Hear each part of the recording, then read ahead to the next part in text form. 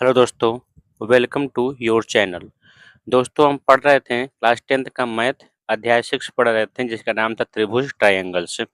इसमें हम प्रश्नावली 6b इस वीडियो में करेंगे डिस्कस। 6a को पिछले वीडियो में हमने डिस्कस कर लिया था।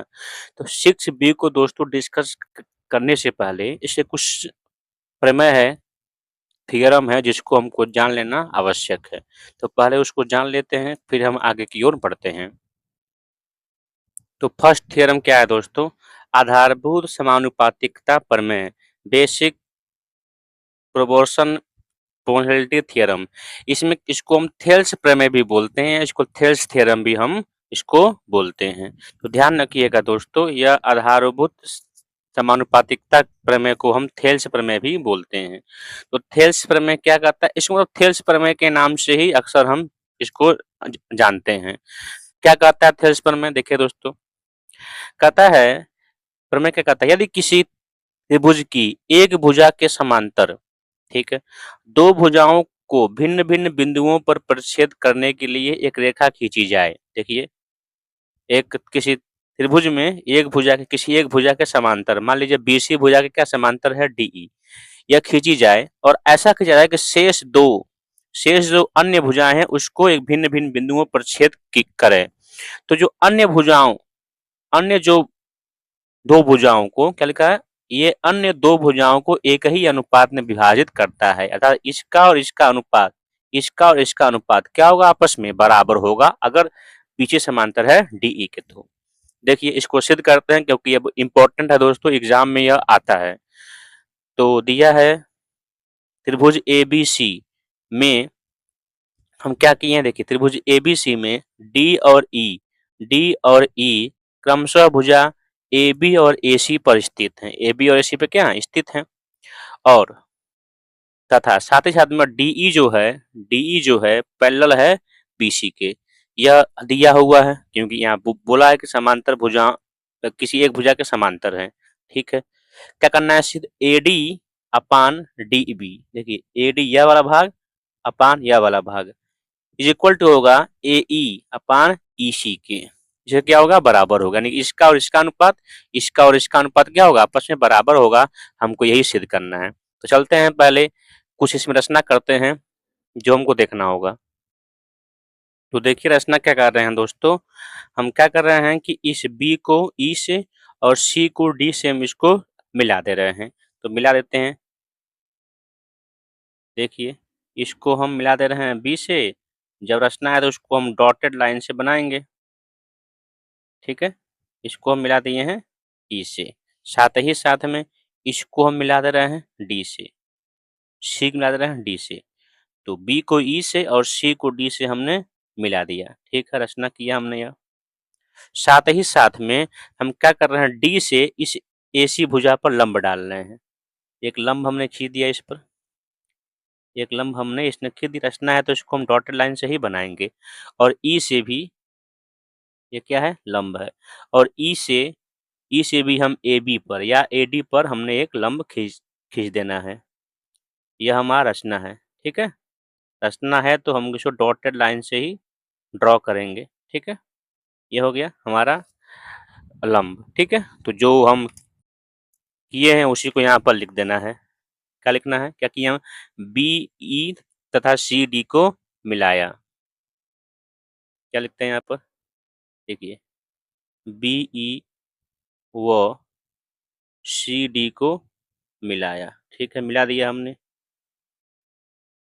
साथ ही साथ में तथा तथा डी इसको लिख देते हैं, डी एन लिखते हैं, इसको हम यम कर देते हैं। ठीक है, डी एन लंब ए सी खींचा। देखिए, डी एन लंब ए सी खींचा, डी एन लंब ए सी व ई एम लंब ए बी खींचा, ई एम लंब ए बी खींचा। ठीक है, ये हो गया हमारा रचना। ठीक है, रचना के बाद से अब चलते हैं हम यहाँ से, अब लिखते हैं उत्पत्ति से इसको लगाना हम शुरू करते हैं। इसको सिद्ध करते हैं क्योंकि सिद्ध करना पूछता है एग्जाम में। तो कैसे सिद्ध होता है, या इसको हम यहाँ से आगे की ओर बढ़ते हैं। उपपत्ति क्या करना है इसमें, देखिए दोस्तों, अब त्रिभुज का क्षेत्रफल क्या होता है, इसको हम त्रिभुज के क्षेत्रफल से हम इसको लगाएंगे, चूंकि हम जानते हैं क्या होता है त्रिभुज का क्षेत्रफल। बताइए क्या होता है, कमेंट कीजिए। त्रिभुज का क्षेत्रफल नॉर्मल वाला क्या होता है, 1/2 गुणे आधार गुणे ऊंचाई, ये होता है। इसी का हम इसमें यूज करने वाले हैं। तो देखिए आते हैं त्रिभुज ADE में।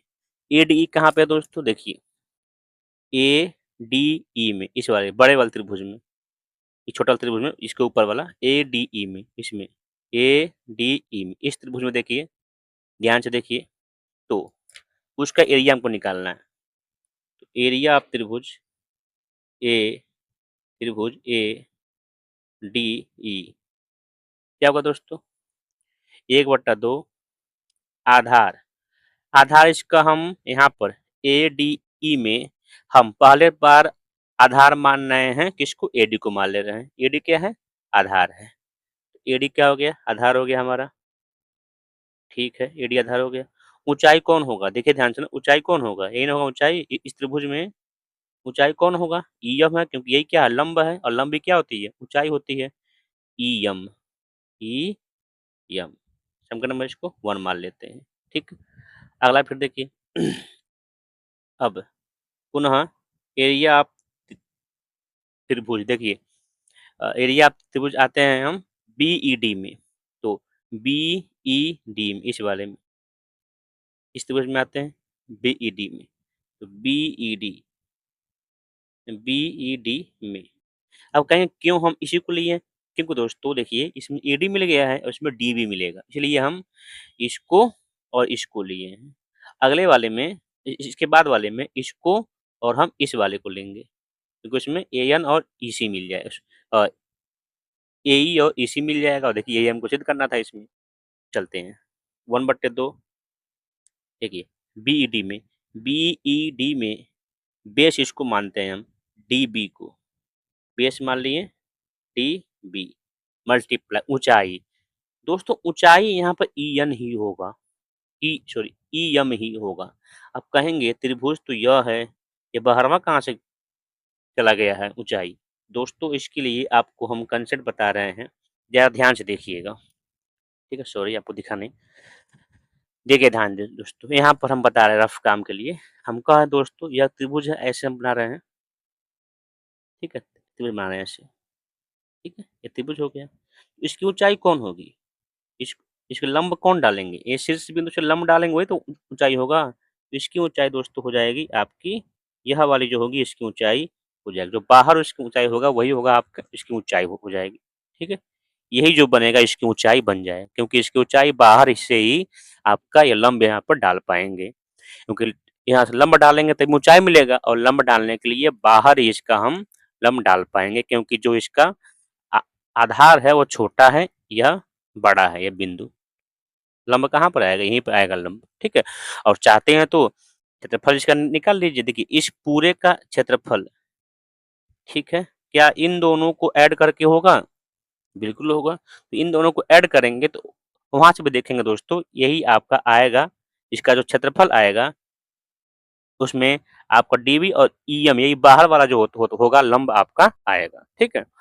तो बस यहाँ पर इतना आप जान जाइए कि EM ही क्या होगा, EM ही क्या होगा, इसकी ऊंचाई होगा। इसकी ऊंचाई क्या होगा, देखिए यहाँ लंब डालेंगे तो क्या हो जाएगा, यही आपका आएगा, ठीक है, कोई दिक्कत नहीं। समीकरण में इसको मान लिए 2, ठीक है। अब देखिए ध्यान रखिएगा, समीकरण 1 व समीकरण 2 से 2 मत कीजिए, यहाँ पर डिवाइड कर दिए, 1 डिवाइड 2 से। जब 1 डिवाइड आप 2 करेंगे, 2 करेंगे तो क्या मिलेगा दोस्तों, एरिया ऑफ त्रिभुज ADE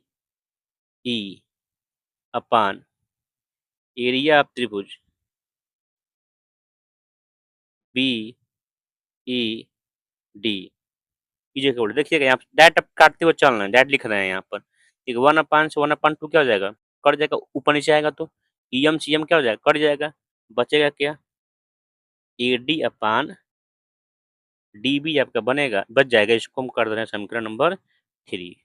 ठीक है दोस्तों, ऐसा में समीकरण 3 हम इसको मान ले रहे हैं, क्योंकि ये देखिए कट गया, ये भी क्या हो जाएगा, कट जाएगा, समीकरण 3 इसको मान ले रहे हैं। अब चलते हैं हम इस त्रिभुज में इस तरफ की लाइन को हम यूज करते हैं, उसको लगाने का प्रयास करते हैं। तो देखिए दोस्तों, अब इस वाले में देखिए पुनः अब इसी तरह करना है, तो पुनः डायल लेते हैं, ये लिखिए इसी प्रकार डायरेक्ट लिखते हैं इसको, इसका एरिया और इसका एरिया। ठीक है, देखिए दोस्तों यहाँ से हम डायरेक्ट लिखते हैं यहाँ पर इसी प्रकार इसी प्रकार इसी प्रकार हम क्या कर रहे हैं दोस्तों, एरिया ऑफ त्रिभुज कौन सा, यही वाला ए D E upon area of त्रिभुज, ये वाला सी डी ई, त्रिभुज सी डी ई में देखिए, अगले वाले में जो इसके पहले वाले की इसको और इसको लेकर चले हैं, इस वाले में इस बड़े वाले को जो मतलब सेम ये हो जाएगा, और ये वाला लेकर हम चलेंगे, तभी ये दोनों आपका आएगा। क्या हो जाएगा, 1/2, इसका तो हम निकाल ही दिए हैं, ए डी अपान क्या, ई एम, नहीं तो अब देखिए, अब ध्यान दीजिए, अब इसमें इस ऊंचाई को लेकर चलेंगे हम, ए डी नहीं लिखते हैं, अब यहाँ पे ए ई लिखते हैं, अब यहाँ पे ए ई लिखेंगे, क्या कहेंगे दोस्तों, ए ई लिखेंगे, क्योंकि इसको लेना है हमको। अब ए ई ले लिए, अच्छा, इसको हम लंब लिए हैं, तो क्या बन जाएगा, डी एन। इसी प्रकार से यहाँ आप देखिए 1/2, और इसको लिए हैं हम बेस यानी कि आधार ई सी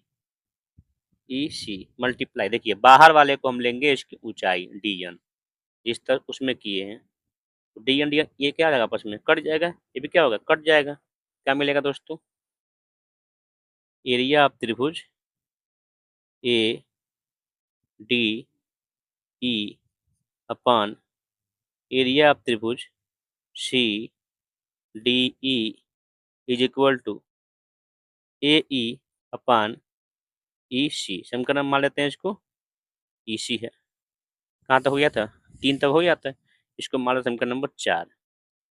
अब जरा देखें तो 3 और 4 को जरा ध्यान से देखिए, 3 जो है यह वाला है A D E upon B D E, देखिए इसको यहाँ पर भी ए डी ई और सी डी ई है। अगर एक मिनट, ये आप देखिए दोस्तों, अगर हम एक काम करते हैं, अगर यह बी ई डी, देखिए ए डी ई है ऊपर, ठीक है, ए डी, अगर यह बी ई डी के जगह पे सी ई डी होता है, या इसके जगह पे ये होता है, तो right hand left hand side क्या होता है, आपस में बराबर होता है, और लेफ्ट हैंड साइड आपस में बराबर होता है, तो यह वाला दोस्तों आपस में क्या हो जाता है, बराबर होता है। ये हमको सिद्ध करना था, तो इसको हम इक्वल सिद्ध करने के लिए क्या करेंगे, देखते हैं उसको। जरा देखिए दोस्तों, इस वाले पूरे ट्रायंगल को, और जरा इस दो त्रिभुज को देखिए, बी ई डी और सी डी ई में, इस त्रिभुज में आप देख रहे हैं कि एक ही आधार से बना कोण है, और एक ही आधार से बना कोण का क्षेत्रफल क्या होता है दोस्तों, आपस में बराबर होता है, यह हम जानते हैं। एक ही आधार और एक ही समांतर, एक ही एक ही आधार और एक ही समांतर के बीच के त्रिभुज क्या होते हैं, त्रिभुज क्षेत्रफल आपस में क्या होता है, बराबर होता है दोस्तों। तो यही चल रहे हैं, आप लिखते हैं, क्या लिखते हैं, चूंकि चूंकि एक ही आधार, एक ही आधार कौन, डीई, डीई था एक ही आधार, इन है डीई,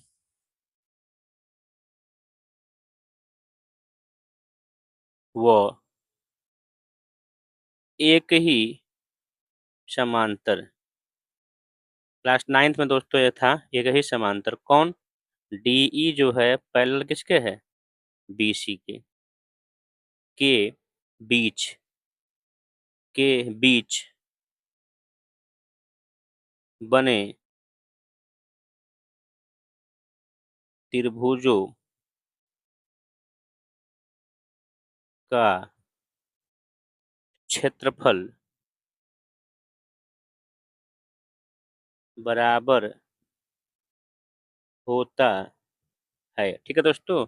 तो ज़ाहिर-सी बात है इन दोनों त्रिभुजों का, इसका और इसका क्षेत्रफल आपस में क्या होगा? बराबर होगा। इसलिए त्रिभुज, एरिया ऑफ त्रिभुज क्या? BED यह बराबर होगा एरिया ऑफ त्रिभुज CDE। आपस में क्या होगा? बराबर होगा। समीकरण इसको मान लेते हैं, 4 तक हो गया है, 5 इसको हम मान लेते हैं। अब देखिए दोस्तों, समीकरण 3, 4 व 5 से, समीकरण 3, 4 व 5 से क्या कह सकते हैं दोस्तों? कह सकते हैं, ज़ाहिर-सी बात है, इसकी BED के जगह पे CDE या फिर CED के जगह पे हम BDE कर सकते हैं। तो लेफ्ट हैंड साइड क्या हो जाएगा? इसमें लेफ्ट हैंड साइड का क्या हो जाएगा? इक्वल हो जाएगा। और लेफ्ट हैंड साइड जैसे ही बराबर होगा दोस्तों, जो राइट हैंड साइड है आपस में क्या होगा? बराबर हो जाएगा। मिल जाएगा AD upon TB is equal to AE upon EC। ठीक है दोस्तों? यह इम्पोर्टेंट है आपके लिए, इसलिए इसको बता दिए हैं पूरा। इसको प्रूव करके बताया गया है, क्योंकि ये आपका एग्ज़ाम में पूछता है दोस्त। थेल्स प्रमेय को सिद्ध कीजिए, इस तरफ करके पूछता है, तो आप इसको प्रूव कर सकते हैं। ठीक है? अच्छा, ये प्रूव किए हैं दोस्तों, तो इससे आपको कई चीज़ मिला है। सिर्फ यही नहीं मिला है, उन चीज़ों को आप यहाँ पे जान जाइए, क्योंकि आगे आपका काम आने वाला है वो चीज़। ठीक है? क्या-क्या मिला है दोस्तों, क्योंकि वो जब सिद्ध अभी करवाएगा आपसे, तो जान जाइए क्या-क्या मिला है। देखिए दोस्तों, यहाँ चलते हैं, पहले उसको बताते हैं क्या-क्या मिलेगा। मान लीजिए यह दोस्तों आपका एक त्रिभुज है, बना रहे हैं छोटा-सा, ए, बी, सी है और ये डी है और ई है। तो अभी-अभी आप जाने हैं, क्या जाने हैं?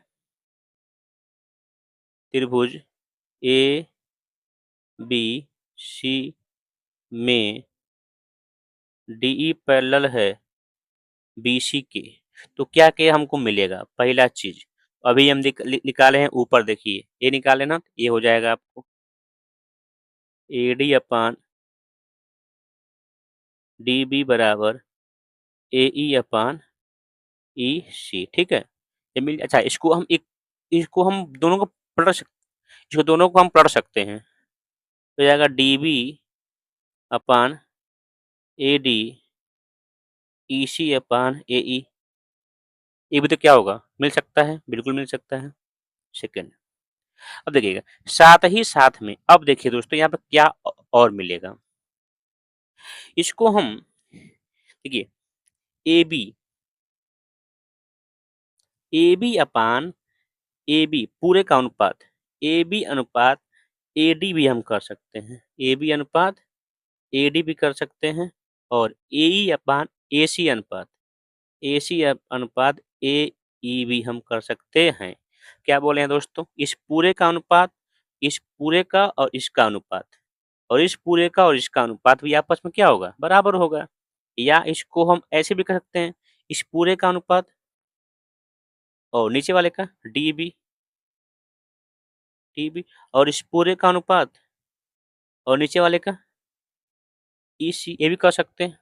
ठीक है? और इसको उल्टा भी हम कर सकते हैं दोस्तों, बिल्कुल हो जाएगा यहाँ।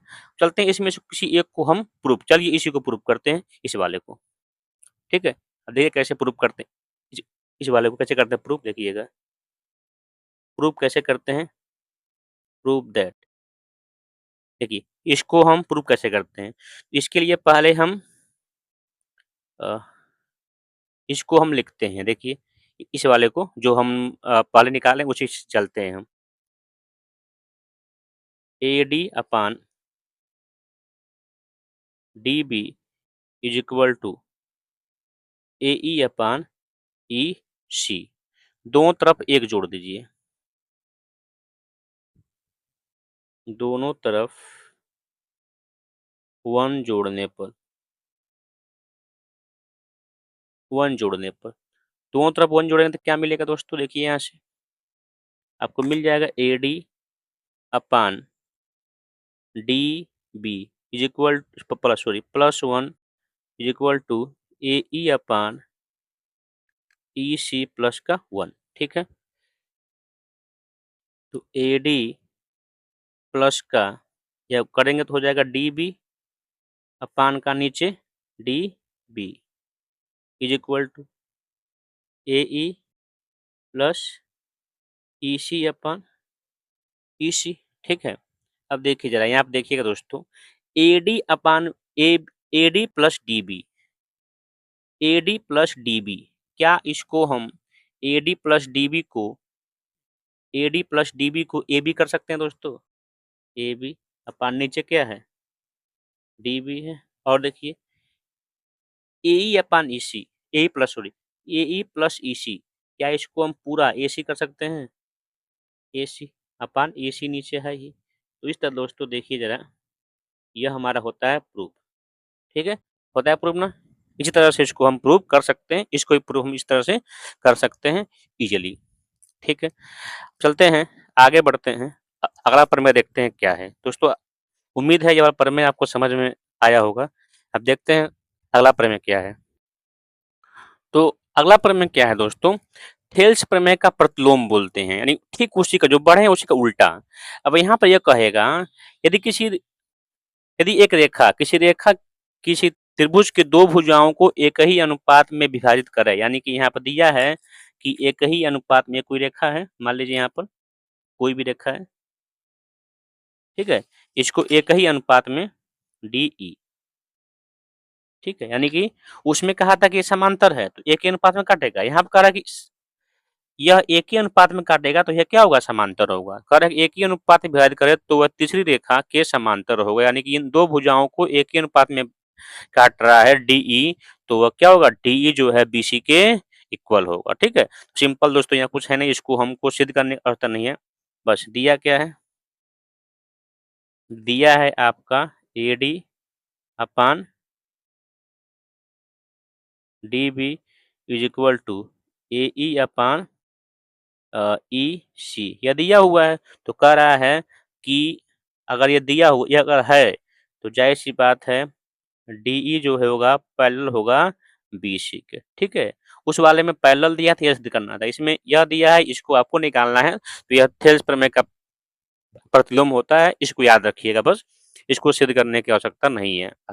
आप अगर कहेंगे तो कमेंट बॉक्स में बोलिएगा, इसको भी हम सिद्ध करवा देंगे। ठीक है, अगला क्या है, अलग बोलते हैं क्या, कोण समद्विभाजक प्रमेय, एंगल बाइसेक्टर थ्योरम। ये क्या बोलता है, त्रिभुज के शीर्ष कोण के आंतरिक तथा बाह्य समद्विभाजक उस कोण को बनाने वाली भुजाओं के अनुपात में आधार को आंतरिक या बाह्य विभाजित करता है।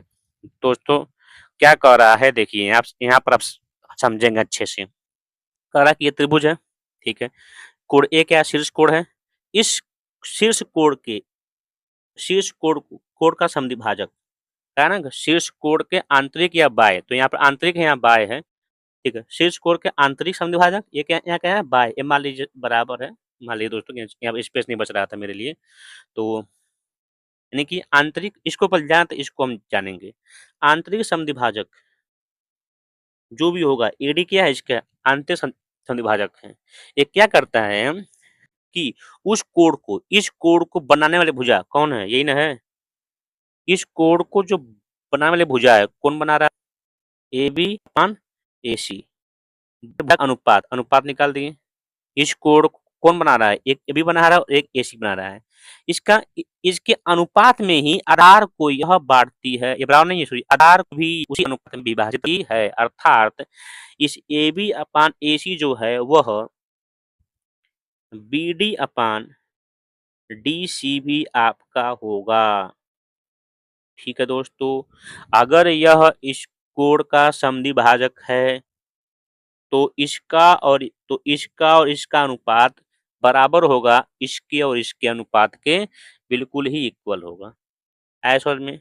ठीक ऐसे यहाँ पर यह अगर समद्विभाजक है तो देखिए समद्विभाजक कौन है, यही ना है, एडी है समद्विभाजक, इस कोण को बनाने भुजा कौन है, ए बी और ए सी है, क्योंकि बाह्य बन रहा है तो ए बी ए सी है बाह्य बनाने वाला, तो ए बी और ए सी का अनुपात जो होगा वह बी डी और बी बी डी और सी डी या डी सी के क्या होगा, अनुपात के बराबर होगा। यह आपको बहुत ही कम मिलेगा।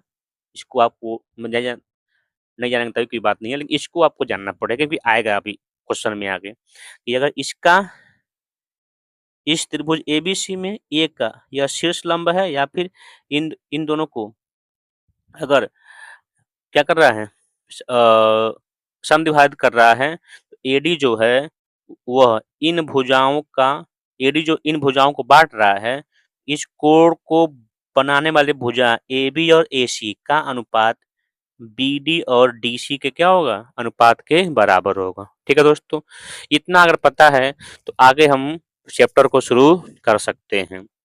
तो चलते हैं दोस्तों, बढ़ते हैं क्वेश्चन नंबर 1 की तरफ, समझते हैं और उसे हम सॉल्व करने का प्रयास करते हैं। ठीक है, ये 3 प्रमेय था जिसको आपको जानना आवश्यक है। ये भी बहुत इंपॉर्टेंट फार्मूला है। ठीक है, इसको भी सिद्ध करने का जरूरत नहीं है, अगर आप बोलिएगा कमेंट कीजिएगा, बिल्कुल इसको सिद्ध करवाया जाएगा। एक जो पता है फर्स्ट वाला वो बहुत इंपॉर्टेंट है। ठीक है, अब बढ़ते हैं क्वेश्चन नंबर 1 की तरफ, देखते हैं क्या है, उसे समझने का प्रयास करते हैं। तो देखते हैं पहला क्वेश्चन क्या है दोस्तों। देखिए कह रहा है कि त्रिभुज ए बी सी में, इस त्रिभुज में देखिए त्रिभुज ए बी सी में रेखा डी जो है बी सी के समांतर है। जब बी सी के समांतर है तो थेल्स प्रमेय से क्या होगा, इन दोनों का अनुपात क्या होगा, बराबर होगा। और दिया है ए डी अनुपात A B is equal to 1/3, A C equal to 4 दिया है, तो ए ई का मान हमसे पूछा है। दोस्तों क्या दिया है देखते हैं। दिया है दोस्तों क्या, त्रिभुज ए बी सी में क्या डी ई यह समांतर है किसके, बी सी के। ठीक है, और क्या दिया है, यह वाला, तथा A D ratio A B is equal to 1:3 दिया है, वह यह ए सी का मान दिया है आपका 4 इकाई। ठीक है, यह दिया है। तो आप अब चलते हैं इस फार्मूले से, देखिए चूंकि चूंकि क्या दिया है दोस्तों, डीई जो है पैरेलल है किसके, ए सी के, सॉरी बी सी के। जो डीई है वो बी सी के पैरेलल है, तो थेल्स प्रमेय अभी हम पढ़े हैं, इसलिए थेल्स प्रमेय से इसका और इसका अनुपात अर्थात ए डी और, अब देखिए दोस्तों यहाँ पर दिया है ए बी, तो ए डी और ए बी का अनुपात भी हमको पता है होता है, ए डी और ए बी का अनुपात। यह जब हम पढ़ा रहे थे, जब बताए हैं थेल्स प्रमेय को, तो थेल्स प्रमेय को 3 प्रकार से और बताए हैं। इसका और इसका अनुपात भी बराबर होगा और इस पूरे का और ए डी का अनुपात भी क्या होगा, बराबर होगा। वहीं ए डी और ए बी का अनुपात ए डी अपान ए बी, तो अब यहाँ पर ए डी लिखे हैं ना, तो यहाँ पर ए ई पहले लिखना पड़ेगा। ए ई अपान ये पूरा ए सी का अनुपात भी क्या होगा दोस्तों, आपस में बराबर होता है। ये कैसे मिला है, थेल्स प्रमेय, थेल्स प्रमेय से। ठीक है दोस्तों, यहाँ पर इस चीज को ध्यान दीजिएगा, इसको हम उसमें भी बताए थे कि इन दोनों का अनुपात और इन दोनों का अनुपात भी बराबर होगा, या इस इस पूरे का अनुपात और इसका अनुपात, इस पूरे का अनुपात और इसका अनुपात भी आपस में क्या होगा, बराबर होगा, या इस पूरे का अनुपात, इसका अनुपात, इस पूरे का अनुपात और इसका अनुपात भी आपस में क्या होगा, बराबर होगा। अब चलते हैं दोस्तों, देखिए यह दिया है A D upon A D ratio A B का मान दिया है 1:3, तो इसको 1/3 कर सकते हैं। ए ई का मान दिया है, नहीं पता है, पूछा है ए ई। और ए सी का मान दिया है दोस्तों 4, तो 4 रख देते हैं उसको। अब इसको सॉल्व करते हैं, देखिए इसको इस तरफ कर देते हैं, इस तरफ कर देंगे इसको, तो ए ई का मान दोस्तों मिल जाएगा, देखिए इस तरफ जाएगा, 4 जा 4, 4/3 आप ए ई का मान मिल जाएगा। ठीक है, तो ठीक है, तो इस तरह से हमने यहाँ पर ए ई का मान प्राप्त कर लिया। तो यह दोस्तों हमारा हो जाएगा आंसर, यही पूछा था, ए ई का मान ज्ञात कीजिए। ठीक है दोस्तों, आया समझ, उम्मीद है दोस्तों आपको समझ में आया होगा। ठीक है, यह वाला बस समझ में आ गया है तो बाकी आपको समझ में आ जाएगा। ठीक है, अब बढ़ते हैं क्वेश्चन नंबर 2 की तरफ। तो क्वेश्चन नंबर 2 क्या बोल रहा है दोस्तों, चित्र में एडी, ये जो एडी है वह कोण बीएसी का क्या है, समद्विभाजक है, अर्थात इसको दो बार भागों में बांट रहा है। तो कोण समद्विभाजक पर में पढ़े हैं उससे यहाँ पर लगेगा। तथा ए बी दिया है 6, ए सी दिया है 5, बी डी इसका मान दिया है 3 और डी सी का इसका मान हमको ज्ञात करना है। तो दोस्तों हम पढ़े हैं कि कोण समद्विभाजक प्रमेय में इसका अनुपात, मतलब इन दोनों का अनुपात और इन दोनों का अनुपात क्या होता है, आपस में बराबर होता है, ये हम पढ़ चुके हैं। तो दोस्तों चूंकि दिया है, चूंकि हम जानते हैं, चूंकि एडी जो है, एडी क्या है, एडी कोण बीएसी का क्या है, समद्विभाजक है, समद्विभाजक है। और जब समद्विभाजक होगा तो जाहिर सी बात है अगर समद्विभाजक होगा तो इसका और इसका अनुपात, इसका और इसका अनुपात क्या होगा, आपस में बराबर होगा। ये हम पढ़े हैं कोण समद्विभाजक प्रमेय से। तो ए बी अनुपात बी डी यह बराबर होगा ए सी अनुपात डी सी। ठीक है, ये अनुपात क्या होगा, आपस में बराबर होगा। कैसे मिला है, आप लिख दीजिए, कोण समद्विभाजक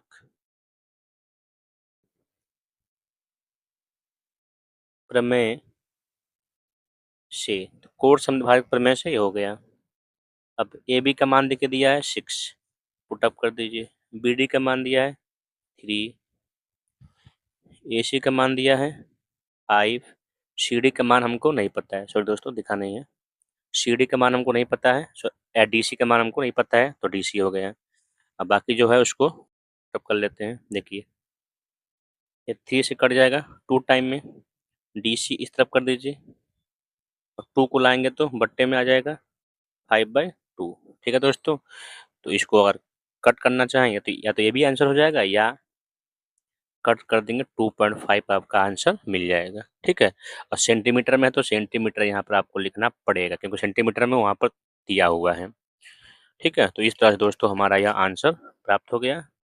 सिंपल क्वेश्चन दोस्तों है, कुछ इसमें है नहीं, वही जो 3 पर में है उसी से आपको ये आएगा आंसर। ठीक है, चलते हैं अब क्वेश्चन नंबर 3 की तरफ, देखते हैं क्या है। तो थर्ड में क्या कहा है दोस्तों, कहा है यदि या किसी त्रिभुज पी क्यू आर की भुजाओं पी क्यू पी आर पर क्रमशः बिंदु ई और एफ स्थित हैं। ठीक है, निम्नलिखित में प्रत्येक स्थितियों में से बताइए कि क्या E F Q R parallel हैं। तो दोस्तों अगर उनका अनुपात बराबर होगा तो पैरेलल होंगे, नहीं तो नहीं होंगे, या सेकंड प्रमेय जो है थेल्स प्रमेय के विलोम प्रमेय से यहाँ पर आपको लगाना है। चलिए पहले तो इसको बनाते हैं फिगर पहले। तो देखिए दोस्तों यहाँ पर हमने एक फिगर ड्रॉ कर दिया है, पी क्यू आर इसमें है, ई एफ क्या है, इसके समांतर सिद्ध करना है हमको। यह है नहीं, यहाँ हम दिखाए हैं बस, बट यह है नहीं, मतलब देखते हैं क्या हो, समांतर है कि नहीं है। ठीक है, तो बाद इसका अनुपात निकाल लेते हैं। अगर अनुपात बराबर होगा, इसका और इसका अनुपात बराबर होगा, इसका इसका अनुपात अगर बराबर होगा तो समांतर होगा, नहीं तो नहीं होगा, थेल्स प्रमेय के विलोम से।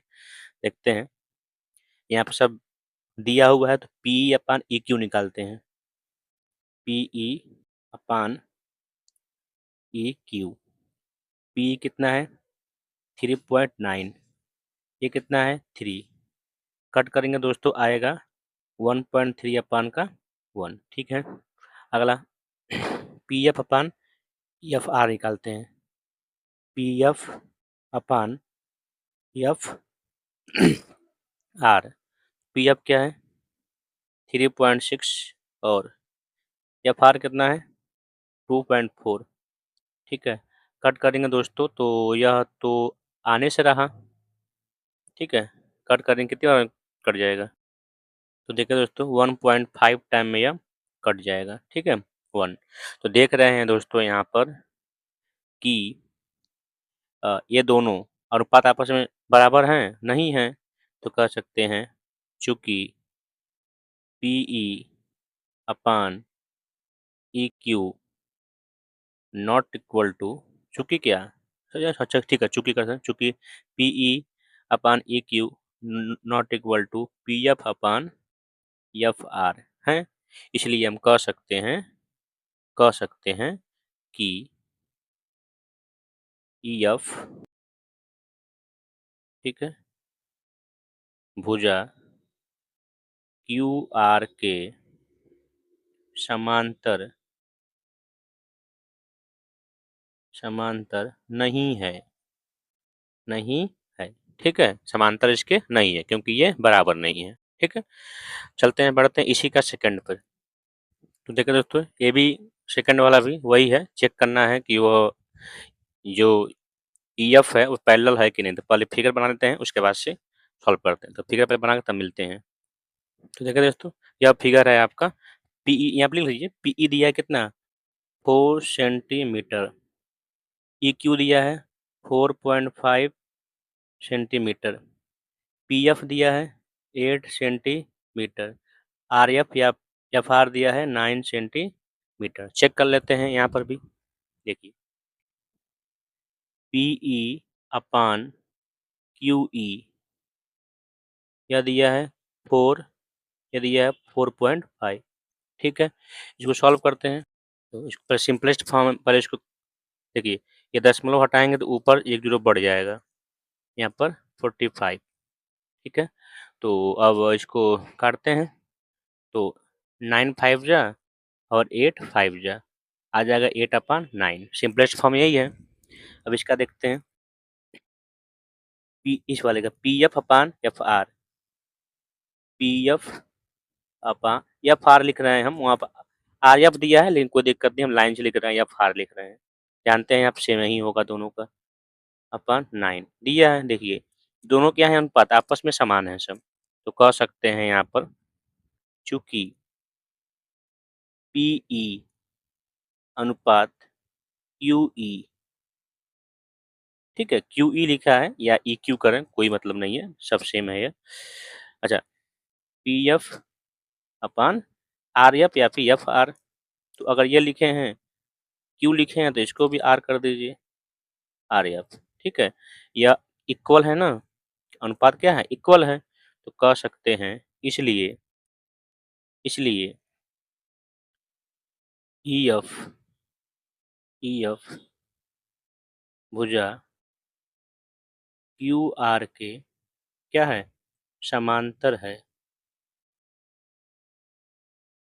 समांतर है। कैसे मिला है यह, थेल्स प्रमेय के विलोम से, थेल्स प्रमेय के विलोम से, ठीक है। अब इसी का थर्ड देखते हैं क्या है। तो देखिए इसमें क्या कहा है, PQ दिया है 1.28, PR दिया है 2.56, PE दिया है 0.18 और PF दिया है 0. हाँ 0.36। तो पहले फिगर बनाते हैं, उसके बाद से आगे बढ़ते हैं। तो देखिए दोस्तों, यह फिगर है, तो PQ कितना दिया है, PQ अब पूरे का मान दिया है, PQ जो दिया है पूरे का मान दिया है, ठीक है। PE नहीं, PR पूरे का मान दिया है, PE इसका मान दिया है, PF इसका मान दिया है, तो उसमें थेल्स प्रमेय का जो और बताए थे वो वाला आपका यहाँ पर लगेगा। चलते हैं, PQ अपान PF लिखते हैं, पहले PQ को निकालते हैं और PE का निकालते हैं। तो PQ अपान PE कितना है दोस्तों, PQ अपान PE, PQ है 1.28, PE है 0.18, ठीक है। इसको कट करेंगे तो कितना आएगा दोस्तों, इसको पहले एक काम कीजिए, इसको हटा दीजिए, डेसिमल को हटा दीजिए, ऊपर भी दो डेसिमल, दो अंक, डेसिमल के बाद दो दो अंक है, नीचे भी दो अंक है, तो डेसिमल अपने आप हट जाएगा। इसको काटेंगे दोस्तों, तो 9 18 और 64 अपान 9 आपका आएगा, ठीक है। देखते हैं अगला, अब पी आर अपान PF निकाल लेते हैं। PR क्या है, PR है 2.56, PF क्या है पी एफ है 0.36। इसको कट करेंगे दोस्तों, तो पहले तो इसको हटा दीजिए। 256/36 कट करेंगे दोस्तों, ए भी आएगा 64/9। ठीक है, तो देख रहे हैं चूंकि ए भी PQ/PE बराबर है PR/PF के, इसलिए हम कह सकते हैं दोस्तों कि EF, यह जो है EF भुजा QR के समांतर है, QR के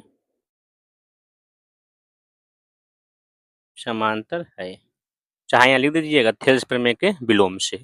ठीक है, इस तरह दोस्तों हमने इस क्वेश्चन को सॉल्व कर लिया। अब बढ़ते हैं क्वेश्चन नंबर 4 की तरफ।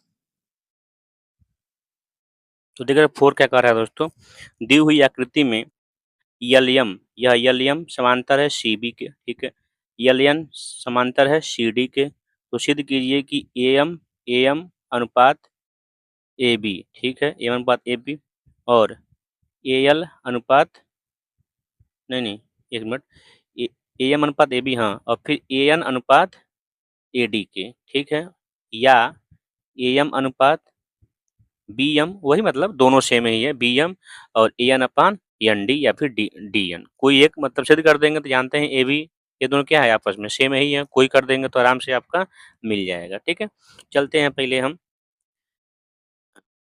किसी, इसे कर दें सिद्ध, दोनों करना या किसी को हम कर देते हैं, वो तो आपका मिल ही जाएगा, एक 1 जोड़ के या कर देंगे तो 1 जोड़ के आपका वो मिल जाएगा। चलते हैं देखते हैं कैसे होगा। देखिए दिया क्या है, आइए त्रिभुज ABC में जरा आते हैं। त्रिभुज ABC में, त्रिभुज ABC में, त्रिभुज ABC में दोस्तों देख रहे हैं, क्या देख रहे हैं कि यलयम समांतर है CB के, यलयम समांतर है CB के, यह दिया हुआ है, दिया है। ठीक है, अगर ये दिया हुआ है तो जाहिर सी बात है तो इसका अनुपात आपस में क्या होगा, बराबर होगा, चूंकि कर दे रहे हैं, इसलिए बताइए क्या इसका अनुपात आपस में बराबर नहीं होगा, तो AM/BM, इसी को करते हैं सिर्फ, BM is equal to AL, AL/LC या CL कर दे रहे हैं, CL। समीकरण नंबर 1 हो गया यह। ठीक है, अब इस वाले में आते हैं, ACD में या ADC में। देखिए त्रिभुज ADC में, देखिए ADC में यलयन पैरेलल है CD के दिया है, चूंकि तो कहाँ से मिला है, यहाँ आप लिख सकते हैं थेल्स प्रमेय से। ठीक है, यहाँ देखिए यलयन पैरेलल है किसके, CD के, इसलिए हम कह सकते हैं कि देखिए AN/ND, या फिर इसमें क्या किया है, क्या पूछा है, DN पूछा है ना, DN लिखिए, DN। ठीक है, इज इक्वल टू इसके अनुपात के बराबर होगा, तो AL/CL। समीकरण नंबर 2 कहाँ से मिला है, ये वाला थेल्स प्रमेय से मिला है। ठीक है, अब देखिएगा दोस्तों समीकरण 1 और 2 को ध्यान से देखिए, समीकरण 1 व समीकरण 2 से, समीकरण 1 व समीकरण 2 से क्या हम ऐसा कह सकते हैं क्या, अगर यह राइट हैंड साइड वाला आपस में बराबर है तो लेफ्ट हैंड साइड भी आपस में क्या होगा, बराबर होगा, AM/BM is equal to AN/DN। इस तरह दोस्तों हमने इसको भी सिद्ध कर लेना है, आराम से हमारा सिद्ध ये हो जाएगा, ये हो गया प्रूव्ड। ठीक है, चाहते हैं इसको निकालना तो ये भी दोस्तों हो जाएगा। चलिए अब इसको हम यहीं से निकाल सकते हैं, चाहे तो फिर से इसको लगाकर इसको हम इस वाले को देखिए, क्योंकि हम जानते हैं यह अगर बराबर होगा तो AM अपान AB भी हम लिख सकते हैं, upon is equal to AL upon AC भी हम लिख सकते हैं। ठीक ऐसे ही इसमें भी होगा तो इसको हम कर सकते हैं, या फिर यहीं से इसको हम सिद्ध कर दे रहे हैं। ठीक है, दोनों को हो जाएगा एक ही से। देखिए चूंकि sorry AM upon BM is equal to AN upon DN, ये हमने ज्ञात किया है। ठीक है, ज्ञात किया गया, ज्ञात किया गया। अब देखिए नीचे क्या चाहिए दोस्तों हमको, नीचे हमको चाहिए AB। देखिए यहाँ से AB चाहिए, यानी कि नीचे जो चाहिए दोनों का योगफल चाहिए। तो हमको नीचे योगफल निकालने के लिए दोस्तों क्या करना होगा, हम क्या करते अभी तो निकाल दे रहे हैं, फिर उसका उलट देंगे, हम विलोम कर देंगे। देखिए यहाँ पर इसमें दोनों दोनों पक्षों में एक जोड़ दे रहे हैं, दोनों पक्षों में 1 जोड़ने पर। दोस्तों एक विधि हम बताए ही हैं, एक मेथड हम बता दिए हैं, सेकंड मेथड हम इसको लगा रहे हैं। EM अपान BM प्लस का 1 is equal to AN upon DN plus 1। ठीक है, अब देखिएगा यहाँ से यह AM plus BM upon BM is equal to AN plus DN is equal to DN। ठीक है, अब देखिएगा यहाँ से AM प्लस BM क्या है। देखिए दोस्तों यहाँ से AM प्लस BM क्या इसको AB कर सकते हैं, यहाँ पर AN प्लस या DN को क्या हम AD कर सकते हैं, बिल्कुल कर सकते हैं। देखिए यहाँ पर सॉरी AM और AM प्लस BM को हम AB कर सकते हैं, ऐसे इस तरफ भी। तो देखिए इधर से इसको हम कर सकते हैं AB अपान BM, इसे कर सकते हैं AD अपान DN। ठीक है, इस तरह हम कर सकते हैं इसको, है सर में। अब चलते हैं आगे, देखते हैं क्या है। ठीक है दोस्तों, यह यहाँ पर हो गया। ठीक है, अब देखिएगा यहाँ पर ध्यान से जरा, यहाँ पर दिया है आपको EM अपान AB का है दोस्तों। ठीक है, यहाँ पर हमने AB ऊपर और यहाँ BM निकाले हैं, हम BM निकाले हैं। एक बात है दोस्तों, अगर ये दोनों समांतर हैं तो क्या इसको हम डायरेक्ट AB या AM अपान AB कर सकते हैं, चाहे BM कहिए चाहे BM अपान AB कहिए या EM अपान AB कहिए, दोनों क्या होता है, सेम ही होता है। इसको आराम से हम ज्ञात कर सकते हैं, कोई दिक्कत नहीं है। इसको हम इसकी जगह पर इसकी जगह पर इसकी जगह पे हम AB अपान यहाँ पर यहाँ देखिए AM भी कर सकते हैं, BM कहिए चाहे AM कहिए, दोनों सेम ही है। ऐसी कंडीशन में यहाँ पर AD अपान और इसको हम AN भी कर सकते हैं, बिल्कुल कर सकते हैं, दोनों कंडीशन में क्या है, सेम है। अब इसको पलट दीजिए, पलटेंगे दोस्तों व्युत्क्रम करने पर तो AM आ जाएगा upon AB is equal to AN upon AD। दोस्तों इस तरह देख रहे हैं कि हमारा यह भी सिद्ध होता है, यही हमसे पूछा था।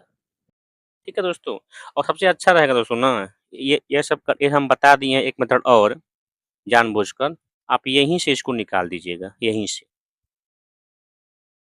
या करके दिया है, इसमें या करके दिया है, दोनों से कोई एक निकाल, ये तो हम सिद्ध कर दिए हैं, इसको निकालना हो यहीं से करके आप निकाल दीजिएगा। ठीक है, अगर यह है तो जाहिर सी बात है AM का है ना, इसमें AM अपान AB इसके बराबर होगा, मतलब AM upon AB AC upon AL के बराबर होगा। ठीक है, ऐसे इस वाले में AN upon AD AC upon AL क्या होगा, बराबर होगा। दोनों समीकरण से AM अपान AB और AD अपान AN आपको मिल जाएगा, या सॉरी AN अपान AD आपको मिल जाएगा दोनों। ठीक है, अब बढ़ते हैं क्वेश्चन नंबर दोस्तों, उम्मीद है ये आपको समझ में आया होगा। अब बढ़ते हैं क्वेश्चन नंबर 5 की तरफ। 5 क्या कह रहा है दोस्तों, इस तरह क्वेश्चन हमने पीछे कर चुके हैं। क्वेश्चन नंबर सेकंड में चित्र AD, चित्र में AD जो है, AD ये वाला, इसका कोण BAC का समद्विभाजक, अर्थात यह दोनों कोण क्या है, आपस में बराबर समद्विभाजक है। तो यक्ष का इसका मान ज्ञात करना है दोस्तों, जाहिर सी बात है। देखिए, चूंकि AD कोण BAC का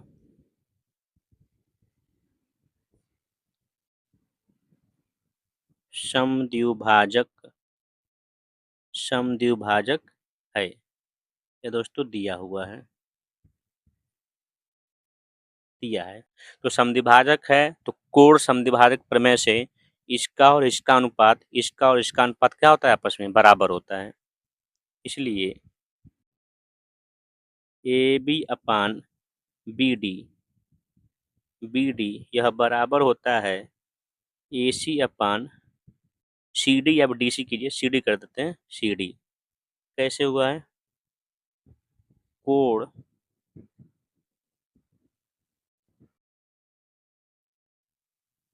समद्विभाजक प्रमेय से। ठीक है, कोण समद्विभाजक प्रमेय से, बाकी का जो वैल्यू दिया है उसको पुटअप कर दीजिए। AB का मान दिया है 2 सेंटीमीटर, BD का मान दिया है 1.5 सेंटीमीटर, AC का मान दिया है 3.8 और CD का मान दिया है यक्स, ये पूछा है हमसे, सॉरी एक मिनट दोस्तों, CD का मान दिया है यक्स, यहाँ हो गया। अब यहीं से हम इसको निकाल लेते हैं, क्या करते हैं, इसको हम सॉल्व कर लेते हैं बस हम। चलिए देखते हैं दोस्तों, इसको सॉल्व करते हैं हम। यक्स को लेकर आइए इस तरफ, यक्स हो जाएगा 3.8, यह डिवाइड में है, जाएगा तो क्या बन जाएगा, मल्टीप्लाई 1.5, या नीचे आएगा अपान 2। ठीक है, इसको काटिए, जो आएगा वही हमारा होगा आंसर। तो इसको काटे पिटेंगे तो दोस्तों आ जाएगा 2.85 सेंटीमीटर हमारा हो जाएगा दोस्तों आंसर। यक्स का मान दोस्तों मिल जाएगा 2.85 सेंटीमीटर। ठीक है दोस्तों, इस तरह से हमारा यह क्वेश्चन होता है सॉल्व। दोस्तों उम्मीद है आपको यह क्वेश्चन समझ में आया होगा। ठीक है, अब हम इस वीडियो को यहीं पे बंद करते हैं दोस्तों, वीडियो बड़ा हो रहा है। ठीक है, अगले वीडियो में दोस्तों क्वेश्चन नंबर 6 से हम आगे की ओर बढ़ेंगे। ठीक है, तो दोस्तों अगर ये वीडियो आपको समझ में आया है, पूरे क्वेश्चन आपको समझ में आए हैं, तो इस वीडियो को लाइक कीजिएगा, सब्सक्राइब कीजिएगा, वो अपने दोस्तों में शेयर करना मत भूलिएगा दोस्तों। ठीक है, आपका एक लाइक, एक शेयर, एक सब्सक्राइब हमें मोटिवेट करता है इस तरह के वीडियो बनाने का। ठीक है, थैंक यू। अब हमको दीजिए इजाज़त। जय हिंद, जय भारत।